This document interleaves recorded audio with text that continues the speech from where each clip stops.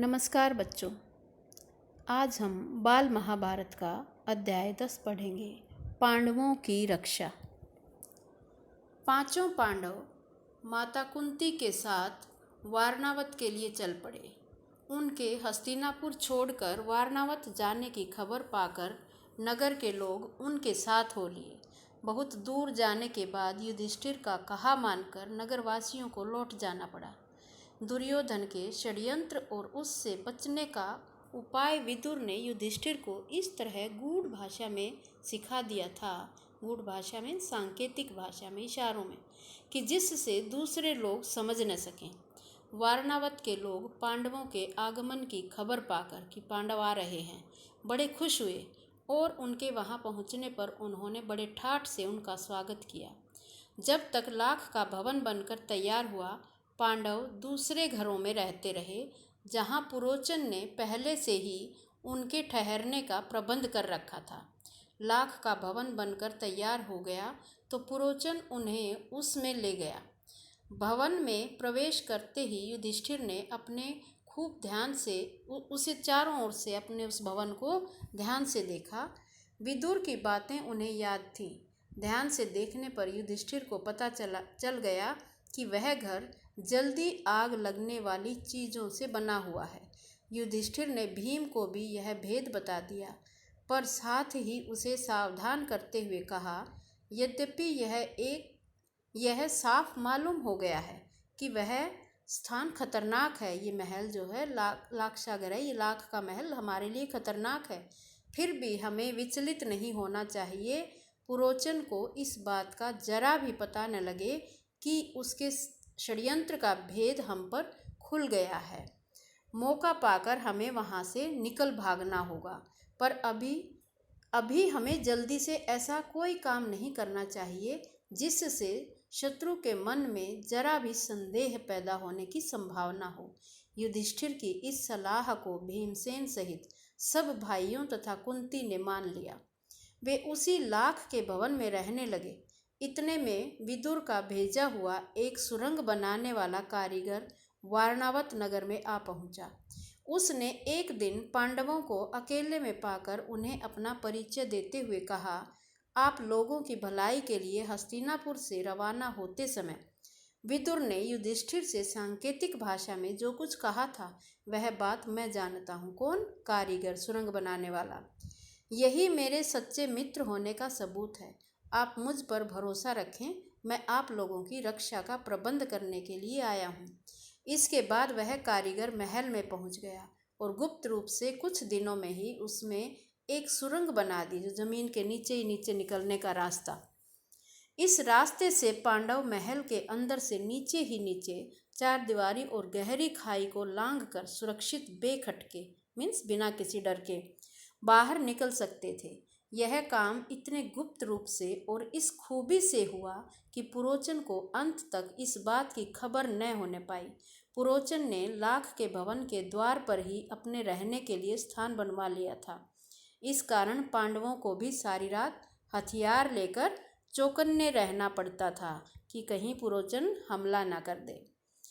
एक दिन पुरोचन ने सोचा कि अब पांडवों का काम तमाम करने का समय आ गया है। समझदार युधिष्ठिर उसके रंग ढंग से ताड़ गए कि वह क्या सोच रहा है। युधिष्ठिर की सलाह से माता कुंती ने उसी रात को एक बड़े भोज का प्रबंध किया, खाना पीना बनाया। नगर के सभी लोगों को भोजन कराया गया। बड़ी धूमधाम रही, मानो कोई बड़ा उत्सव हो, कोई त्योहार मनाया जा रहा हो। खूब खा पीकर भवन के सब कर्मचारी गहरी नींद में सो गए। पुरोचन भी सो गया। आधी रात के समय भीमसेन ने भवन में कई जगह आग लगा दी और फिर पांचों भाई माता कुंती के साथ सुरंग के रास्ते अंधेरे में रास्ता टटोलते टटोलते बाहर निकल गए। भवन से बाहर वे निकले ही थे कि आग ने सारे भवन को अपनी लपटों में ले लिया। पूरा भवन जल गया। पुरोचन के रहने के मकान में भी आग लग गई। सारे नगर के लोग इकट्ठे हो गए और पांडवों के भवन को भयंकर आग की भेंट होते देखकर हाहाकार मचाने लगी। कौरवों के अत्याचार से जनता क्षुब्ध हो उठी और तरह तरह से कौरवों की निंदा करने लगी। लोग क्रोध में अनाप शनाप पकने लगे। हाय तौबा मचाने लगे और उनके देखते देखते सारा भवन जलकर राख हो गया। पुरोचन का मकान और स्वयं पुरोचन भी आग की भेंट हो गया, मीन्स आग में जल गया। वारणावत के लोगों ने तुरंत ही हस्तिनापुर में खबर पहुंचा दी कि पांडव जिस भवन में ठहराए गए थे वह जलकर राख हो गया है और भवन में कोई भी जीता नहीं बचा, कोई जिंदा नहीं है अब। धृतराष्ट्र और उनके बेटों ने पांडवों की मृत्यु पर बड़ा शोक मनाया। वे गंगा किनारे गए और पांडवों तथा कुंती को जलांजलि दी। फिर सब मिलकर बड़े जोर जोर से रोते और विलाप करते हुए घर लौटे। अब उनकी तरफ से तो वो मर चुके थे, परंतु दार्शनिक विदुर ने शोक को मन ही में दबा लिया, अपने अंदर ही दबा लिया, अधिक शोक प्रदर्शन न किया। इसके अलावा विदुर को यह भी पक्का विश्वास था कि पांडव लाख के भवन से बचकर निकल गए होंगे, क्योंकि उनके निकलने का प्रबंध किसने करवाया था? विदुर ने। पितामह भीष्म तो मानो शोक के सागर में ही थे कि बहुत दुख मान रहे थे, गहरा शोक लगा था उन्हें। पर उनको विदुर ने धीरज बंधाया और पांडवों के बचाव के लिए किए गए अपने सारे प्रबंध का हाल बताकर उन्हें चिंता मुक्त कर दिया। लाख के घर को जलता हुआ छोड़कर पांचों भाई माता कुंती के साथ बच निकले और जंगल में पहुंच गए। जंगल में पहुंचने पर भीमसेन ने देखा कि रात भर जगे होने तथा चिंता और भय से पीड़ित होने के कारण चारों भाई बहुत थके हुए हैं। माता कुंती की दशा तो बड़ी ही दयनीय थी, बेचारी थक कर चूर हो गई थी। सो महाबली भीम ने माता को उठाकर अपने कंधे पर बैठा लिया और नकुल एवं सहदेव को कमर पर ले लिया, क्योंकि भीम बलवान थे, ताकतवर थे। युधिष्ठिर और अर्जुन को दोनों हाथों से पकड़ लिया और वह उस जंगली रास्ते में उन्मत्त हाथी के समान, एक मदमस्त हाथी जो होता है, झाड़ झंखाड़ और पेड़ पौधों को इधर उधर हटाता व रौंदता हुआ तेजी से चलने लगा। जब वे सब गंगा के किनारे पहुँचे तो वहाँ विदुर की भेजी हुई एक नाव मिली। युधिष्ठिर ने मल्लाह से सांकेतिक प्रश्न करके जांच लिया, इशारों में बात की कि वह मित्र है। वे लोग अगले दिन शाम होने तक चलते ही रहे ताकि किसी सुरक्षित स्थान पर पहुंच जाएं। सूरज डूब गया और रात हो चली थी। चारों तरफ अंधेरा छा गया। कुंती और पांडव एक तो थकावट के मारे चूर हो रहे थे, ऊपर से प्यास और नींद भी उन्हें सताने लगी। चक्कर सा आने लगा, एक पग भी आगे बढ़ना असंभव हो गया। थक गए वो बुरी तरह से। भीम के सिवाय और सब भाई वहीं जमीन पर बैठ गए। कुंती से तो बैठा भी नहीं गया। वह दीन भाव से बोली, मैं तो प्यास से मरी जा रही हूँ, अब मुझसे बिल्कुल चला नहीं जाता। धृतराष्ट्र के बेटे चाहें तो भले ही मुझे यहाँ से उठा ले जाएं, मैं तो यहीं पड़ी रहूँगी। उनकी इतनी हिम्मत नहीं रही अब। यह कहकर कुंती वहीं जमीन पर गिरकर बेहोश हो गई। माता और भाइयों का यह हाल देखकर शोक के मारे भीमसेन का हृदय दग्ध हो उठा, दुखी हो गया वो। वह उस भयानक जंगल में बेधड़क घुस गया और इधर उधर घूम घाम कर उसने एक जलाशय का पता लगा ही लिया। जलाशय मीन्स तालाब। उसने पानी लाकर माता व भाइयों की प्यास बुझाई। जंगल में प्यास लगने पर पानी कौन लाया? भीम। पानी पीकर चारों भाई और माता कुंती ऐसे सोए कि उन्हें अपनी सुध बुध तक न रही। अकेला भीमसेन मन ही मन कुछ सोचता हुआ चिंतित भाव से बैठा रहा। पांचों भाई माता कुंती को लिए अनेक विघ्न बाधाओं का सामना करते और बड़ी मुसीबतें झेलते हुए उस जंगली रास्ते में आगे बढ़ते ही चले गए। वे कभी माता को उठाकर तेज चलते, कभी थके मांदे बैठ जाते, कभी एक दूसरे से होड़ लगाकर रास्ता पार करते। वे ब्राह्मण ब्रह्मचारियों का वेश धरकर एक चक्रा नगरी में जाकर एक ब्राह्मण के घर में रहने लगे। कहाँ रहने लगे? एक चक्रा नगरी में, ब्राह्मण के घर। माता कुंती के साथ पांचों पांडव एक चक्रा नगरी में भिक्षा मांगकर अपनी गुजर करके दिन बिताने लगे। मीन्स भीख मांगकर वहाँ रहने लगे, भिक्षा मांगते थे। भिक्षा के लिए जब पांचों भाई निकल जाते तो कुंती का जी बड़ा बेचैन हो उठता था। वह बड़ी चिंता से उनकी बाट जो होती रहती, मीन्स देखती रहती, इंतजार करती उनका। उनके लौटने में जरा सी भी देर हो जाती तो कुंती के मन में तरह तरह की आशंकाएं उठने लगती थी। पांचों भाई भिक्षा में जितना भोजन लाते कुंती उसके 2 हिस्से कर देती। एक हिस्सा भीमसेन को दे देती और बाकी आधे में से 5 हिस्से करके चारों बेटे और खुद खा लेती थी। भीम को एक हिस्सा इसलिए देती थी क्योंकि वो भीम का शरीर बहुत लंबा चौड़ा बड़ा था और वो ज़्यादा खाता था। तिस पर भी भीमसेन की भूख नहीं मिटती थी। हमेशा ही भूखा रहने के कारण वह दिन पर दिन दुबला होने लगा। भीमसेन का यह हाल देखकर कुंती और युधिष्ठिर बड़े चिंतित रहने लगे। थोड़े से भोजन से पेट न भरता था, सो भीमसेन ने एक कुम्हार से दोस्ती कर ली। उसने मिट्टी आदि खोदने में मदद करके उसको खुश कर दिया। कुम्हार भीम से बड़ा खुश हुआ और एक बड़ी भारी हांडी बनाकर उसको दी। हांडी मीन्स मिट्टी की जो मटकी बनाकर दी। भीम उसी हांडी को लेकर भिक्षा के लिए निकलने लगा। उसका विशाल शरीर और उसकी वह विलक्षण हांडी देखकर बच्चे तो हंसते हंसते लोटपोट हो जाते। एक दिन चारों भाई भिक्षा के लिए गए। अकेला भीमसेन ही माता कुंती के साथ घर पर रहा। इतने में ब्राह्मण के घर के भीतर से बिलख बिलख कर रोने की आवाज़ आई। बिलख बिलख में चिल्ला चिल्ला कर। अंदर जाकर देखा कि ब्राह्मण और उसकी पत्नी आंखों में आंसू भरे सिसकियां लेते हुए एक दूसरे से बातें कर रहे हैं। ब्राह्मण बड़े दुखी हृदय से अपनी पत्नी से कह रहा था, कितनी ही बार मैंने तुम्हें समझाया कि इस अंधेर नगरी को छोड़कर कहीं और चले जाएं, पर तुम नहीं मानी। यही हठ करती रही कि यह मेरे बाप दादा का गांव है, यहीं रहूंगी।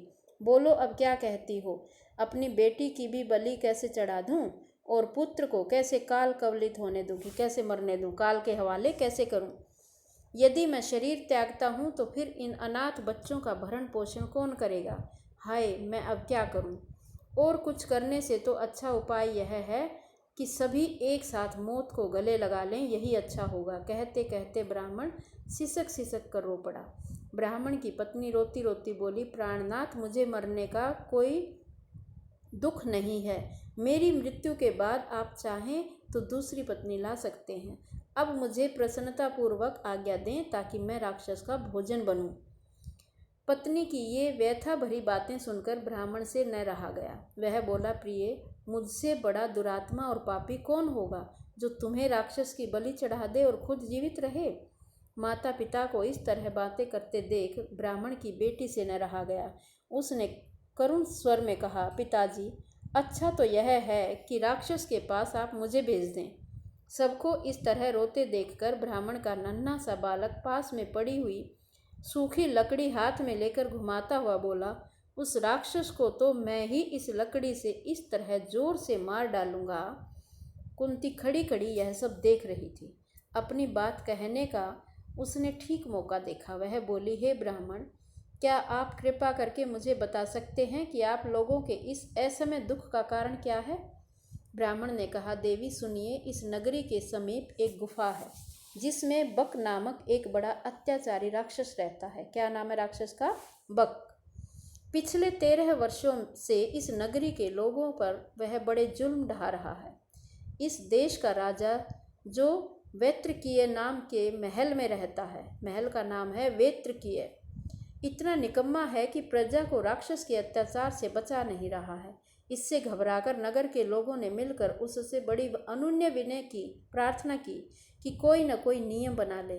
बकासुर ने लोगों की यह बात मान ली और तब से इस समझौते के अनुसार यह नियम बना हुआ है कि लोग बारी बारी से एक एक आदमी और खाने की चीज़ें हर सप्ताह उसे पहुंचा दिया करते हैं। किसको? राक्षस को। इस सप्ताह में उस राक्षस के खाने के लिए आदमी और भोजन भेजने की हमारी बारी है। अब तो मैंने यही सोचा है कि सबको साथ लेकर ही राक्षस के पास चला जाऊंगा। आपने पूछा सो आपको बता दिया। इस कष्ट को दूर करना तो आपके बस में भी नहीं है। ब्राह्मण की बात का कोई उत्तर देने से पहले कुंती ने भीमसेन से सलाह ली।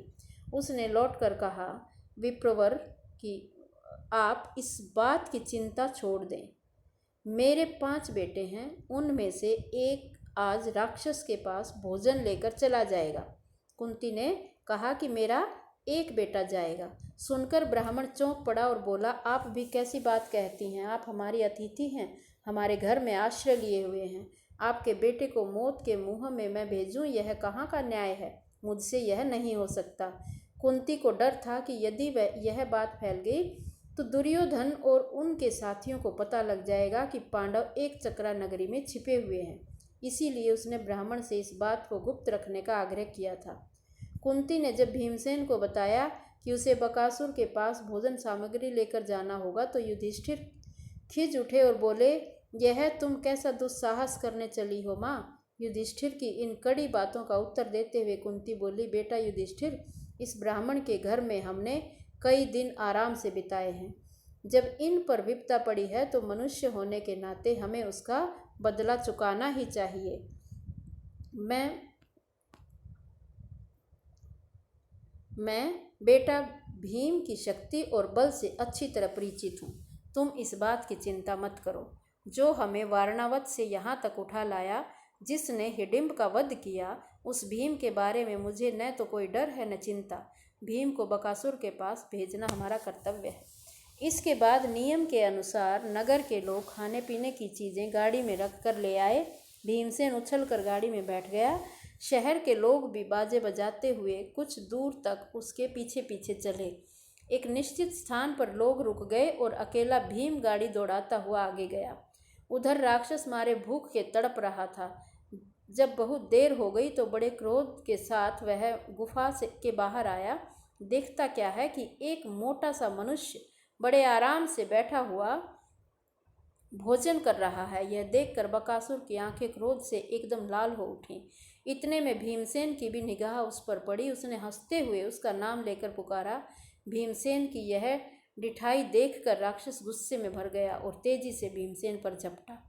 भीमसेन ने बकासुर को अपनी ओर आते देखा तो उसने उसकी तरफ पीठ फेर ली और कुछ भी परवाह न करके खाने में ही लगा रहा कि मैं कुछ नहीं जानता तुझे। खाली हाथों काम न बनते देखकर राक्षस ने एक बड़ा सा पेड़ जड़ से उखाड़ लिया और उसे भीमसेन पर दे मारा, परंतु भीमसेन ने बाएं हाथ पर उसे रोक लिया। दोनों में भयानक मुठभेड़ हुई, आपस में भिड़ंत हुई। भीमसेन ने बकासुर को ठोकरें मारकर गिरा दिया और कहा, दुष्ट राक्षस, जरा विश्राम तो करने दे कि मुझे आराम करने दे। अब थोड़ी देर सुस्ताकर भीम ने फिर कहा, अच्छा अब उठो। बकासुर उठकर भीम के साथ लड़ने लगा। भीमसेन ने उसको ठोकरें लगाकर फिर गिरा दिया। इस तरह बार बार पछाड़ खाने पर भी राक्षस उठकर भिड़ जाता था। आखिर भीम ने उसे मुंह के बल गिरा दिया और उसकी पीठ पर घुटनों की मार देकर उसकी रीढ़ की हड्डी तोड़ डाली। राक्षस पीड़ा के मारे चीख उठा और उसके प्राण पखेरु उड़ गए। मीन्स उसके प्राण उड़ गए, वो जिंदा नहीं रहा, वो उसकी मृत्यु हो गई। भीमसेन उसकी लाश को घसीट लाया और उसे नगर के फाटक पर जाकर पटक दिया। फिर उसने घर आकर माँ को सारा हाल बताया कि आज क्या हुआ था। तो ये लेसन अगला कल पढ़ेंगे, द्रौपदी स्वयंवर। आज के लिए इतना ही।